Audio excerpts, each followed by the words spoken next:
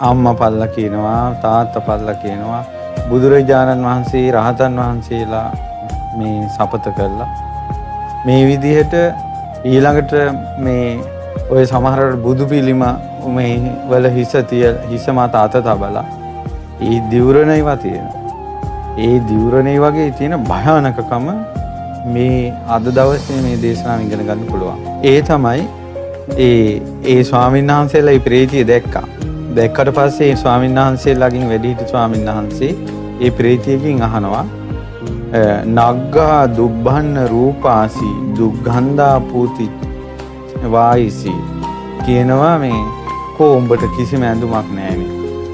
ඒතර සාමාන්‍යයෙන් මේ ඒ පෙරේතයන්ගේ ප්‍රේතයන්ගේ නිර්වත් ශරීර දැක්ක කියලා සාමාන්‍ය මිනිස්සෙක්ගේ කෙලෙස් ඇවිසෙන්නේ නැහැ. දැන් දිව්‍යයන්ගේ නිර්වත් ශරීර නෙවෙයි දිව්‍යයන්ගේ දිව්‍ය අප්සරාවගේ මෝන දැක්කත් සාමාන්‍යයෙන් කෙනෙක් කලන්තේ දාලා වැටෙනවා. සාමාන්‍ය සම්පූර්ණ දිව්‍යාංගනාවක් දැක්කොත් උමතු වෙනවා. එච්චර ඒ දිව්‍යාංගනාවගේ ශරීරයේ තියෙන ප්‍රභාවයි ඒ වගේම මේ කාම අධික රාගයේ අධික සත්වයකට එහෙම බලන්න බෑ කෙලිස් ඇවිස්සෙනවා. ඒ කියන්නේ එච්චරම මේ දිව්‍ය රූපේ තියෙන ලස්සන දැන් මේ පෙරේතියන් දැක්කා කියලා. පෙරේතියෙක් දැක්කා කියලා ඒ පෙරේතිගේ නිර්වත් රූපේ මුල් කරගෙන එහෙම රාගසිතක් උපදින්නේ නැහැ. ඒ හේතුව ඒ ප්‍රේතිය එච්චරම අවලස්සනයි. ඇට සැකිල්ලකට කළු හමක් ඔතලනේ. ඉතින් මේ කියනවා මේ නූල් පොටක් උඹගේ ඇඟේ නෑනේ. දුබ්බන්න රූප පුදුම කැතක් නේ උඹ. ඊළඟට කුණු වෙච්ච කුණු ගඳ මුළු ශරීරයෙන් පැත්තම හමනවා.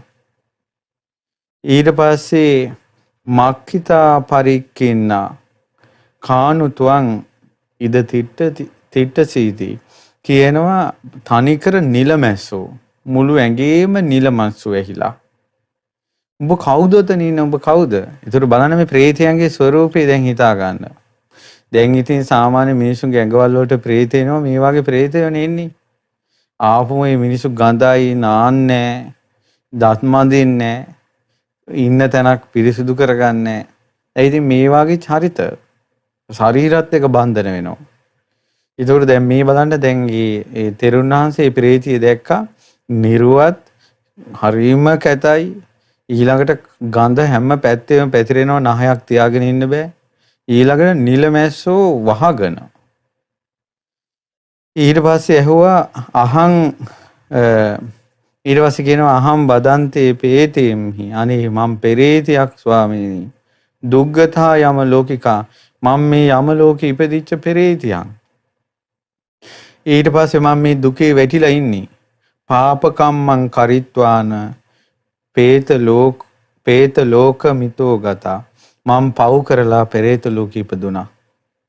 ඉතින් පෙරේත ලෝකෙට කියන නමක් තමයි යම ලෝකේ කියලා. සාමාන්‍යයෙන් කෙනෙක් යම ලෝකේ කියව ගමන් හිතෙන්නේ අපාය කියලා නෑ. ප්‍රේත ලෝකෙටත් යම ලෝකේ කියනවා. ඊට පස්සේ කියනවා මම දැන් පෙරේතිගේ විස්තරය කියනවා කාලේන පංච පුත්තානි සායම් පංච පුනාපුරේ මං උදේට දරුවෝ 5 දිනක් වදනවා. හැන්දෑවටත් නැවත දරුවෝ 5 දිනක් වදනවා. විජායිත්වාන කාදාමි තේපි නාහොන්ති මේ අලං මං ඒ දරුවෝ වදලා කනවා මම කෑවට මගේ බඩ පිරෙන්නේ නැහැ. දරුවෝ 10 දිනක් කනවා කියනවා දවසට. පරිඩහයන්ති දුමායති කුදාය හදයන් මම බඩගින්නෙන් බඩපපුව දනවා. ඇතුළ දනවා මගේ බඩගින්නට. අපි බඩේ ගින්න කියලා කියන්නේ. බඩගින්නට මගේ බඩපපුව දනවා. පානියන් න ලබතේ පාතුම් පස්සමං ව්‍යාකතං ගතන්ති. පස්සමං ව්‍යාසනං ගතන්ති. බලන්න මට පැමිණුණ ව්‍යසනය. මම පිච්චි ඉන්නේ මට වදුර පොදක් නැහැ කියලා කියනවා.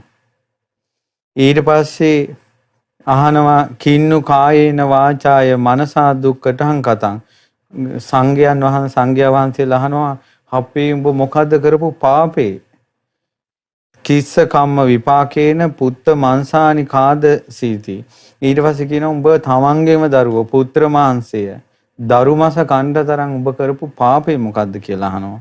ඔන්න ඊට පස්සේ තමයි තමන්ගේ පාපේ කියන්නේ බලන්න මේ ප්‍රේත ලෝක නම් මම කියන සපත්නි මේ ගබ්බිනී ආසිතස්සා පාපං අචේතේ අනේ මං කලින් ජීවිතේ මේ එක ගෙදරක ස්වාමියෙක්ගේ බිරිඳක් වෙලා මම හිටියා. මට දරුවෝ හිටියේ නෑ. ඒ නිසා දරුවෝ නැති නිසා කුල પરම්පරාව ගෙනියන්න මමම කිව්වා කමන්නේ තවත් ගෑනු කෙනෙක් ගන්න කියලා. ඊට පස්සේ ඒ ගෙදරට තවත් ගෑනු කෙනෙක් ගෙන්නන ආවා. දැන් එක මිනිහයාට බිරිඳවරු දෙන්නෙක් ඉන්නවා. කාලයක් යනකොට අර දෙවෙනියට ගෙනාවු බිරිඳගේ කුසේ දරුවෙක් හටගත්තා. හට ගන්නකොට අර දැන් මේ ගෑනු කෙනාව මුල් වෙලා අවසර දීලා දෙවෙනි ගෑනු කෙනා ගෙනාවේ. ඊට පස්සේ මෙයාටම හිතුණා දැන් ওই දරුවා ඉපදිච්ච ගමන් ඔක්කොගේ මාදරේ මේ ගෑනු කෙනාටයි ওই දරුවටයි යනවා. මං ගැන මේ බලු බල්ලෙක් මාව දිහා බලන්නේ නැතුව යනවා.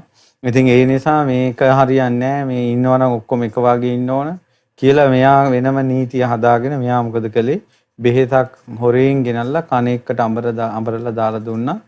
ඊට පස්සේ තස්සා ද්වේමාසිකෝ ගබ්බෝ ලෝහිතංචේව පග්ගරි. ඊට පස්සේ මාස 2යි බඩට ඒ ගෑනු කෙනාගේ කුසට මාස 2යි ලේ ටිකක් වෙලා ගෆ්සා වෙලා ගියා දරුවා. තදස්සා මාතා කුපිතා. ඒ ගෑනු කෙනාගේ අම්මා හොඳටම තරහා ගිහිල්ලා මයයන් ඥාති සමානෙයි මම මිනිසු ඥාතින් මැදට මාව ගෙනල්ලා සපත්තංච මං කාරේසි මන් ලවා දිවුරෙව්වා. පරිභාස මේ මම ලවා දිවුරෙව්වා. ඊළඟ මට ගොඩාක් දොස් කිව්වා. ඊළඟට මම මොකද්ද කළේ? මම සපත කළා. ඔන්න සපත කියන වචනේ පාලි වචනය. මම සපත කළා මං බොරුවක් කිව්වා. ඒ තමයි මම මේක කළා නම් මම්ම දරුවෝ වදවදා උදේට දරුවෝ 5ක් වදලා හැන්දෑවට දරුවෝ 5ක් වදලා කන නිලමැස්සෝ මේ පිරුණ පෙරේතියක් වෙන්න ඕන මං මේ වාගේ වැඩක් කළා නම් කියලා මම බොරුවට දිවුරෙව්වා. ඊට පස්සේ කියනවා තස්ස කම්මස්ස විපාකේන මුසාවාදස්ස ඌභයං. මේ ඒ කර්මයේ විපාකයි ඒ ගෆ්සා කරපු එකේ විපාකයි බොරු කියපු එකේ විපාකයි මේ සපත මේ පොරොන්දු වෙච්ච එකේ විපාකයි මුල් කරගෙන පුත්ත මංසානි කාදාමි පුත්‍ර මාංශය මං කනවා පුබ්බ ලෝහිත මක්ඛිතාන්ති මගේ ශරීරේ පුරාම ලේ සැරව වැගිරිලා තියෙන්නේ. ඒතකොට දරුවෙක් වදන දුක සාමාන්‍ය මනුස්ස ලෝකයේ අම්මා කෙනෙක් දරුවෙක් වදන දුක ඒ විදිහටම පෙරේතිට එනවා. උදේ පාන්දරම බිම පෙරලි දරුවෙක් වදනවා. ඊට පස්සේ දැන් බඩ පිච්චෙනවනේ බඩගින්නේ. ඒ පිච්චෙනකොට අර දරුවා අරන් චරචර ගාලා කනවා. දරු දුක නැතුව නෙවෙයි. සාමාන්‍ය ගොඩාක් දරු දුක පිහිටනවා. ඇයි මේක විඳවන්නනේ සිද්ධ වෙන්නේ? එතකොට අර දරු දුක පිහිටලා බඩගින්න ඊට එහා පිහිටනවා. ඊට පස්සේ චරචර ගාලා කනවර ළමයා කෑ ගහනවා. එතකොට ආයෙත් දරුවෙක් හම්බෙන්න වේදනාව. ඊට පස්සේ ආයෙත් දරුවෙක් වදනවා. ඒ සාමාන්‍යයෙන් දරුවෙක් බිහිවීම ඉස්සර අටුවාවල උපමාවට තියෙන්නේ මේ දොර සිදුරකින් ඇත්පැටියෙක් එනවා වගේ. එච්චර වේදනාකාරී කියලා. එච්චර වේදනාවකින් දරුවෝ 5 දිනක් බිහි කරනවා කියන්නේ එක දරුවෙක් බිහි කළා කොච්චර අම්මලා දවස් ගාණක් වෙහෙස මහන්සියෙන් ඉන්නවනේ. දරුවෝ 5 දිනක් වදනවා කියන්නේ හැන්දෑවට දරුවෝ 5 දිනක් වදනවා කියන්නේ එච්චර කාලා ඒ දරු මාංශය එහෙම්ම කාලා තමන්ම කාලා ඒවත් බඩක් පිරෙන්නේ නැහැ. පාප කර්මයේ ස්වභාවය බලන්න. දැන් පුත්‍ර මාංශේ කනවා කියන එක අමුතුවෙන් අපි කියන්න ඕනේ නැහනේ. තිරිසන් ලෝකේ තියෙනවානේ බලල්ලු බලල් පැටෝ කනවනේ. පූසෝ තමන්ගේ පැටව කනවනේ. ඒතර මේ ඒ වගේ කර්මයක් තිරිසන් ලෝකේ ඒ විදිහට විපාක විඳිනවා. තිරිසන් ලෝකේ මේ පැටව කනවා ඇත්තම පැටව. තවත් ජීවීන්. പ്രേත ලෝකේ ඉපදෙන දරුවා සමහරලාට තව ජීවියෙක් වෙන්නත් පුළුවන්. කර්මානුරූපව වෙන්නත් පුළුවන්. කියන්නේ දරුවා පන පිටින් වාගේ හිටියට කර්මානුරූපව වෙන්නත් පුළුවන්. ඇත්ත දරුවෙක් වෙන්නත් පුළුවන්. මේ විදිහට කර්ම විඳවනවා කෙලවරක් නැතුව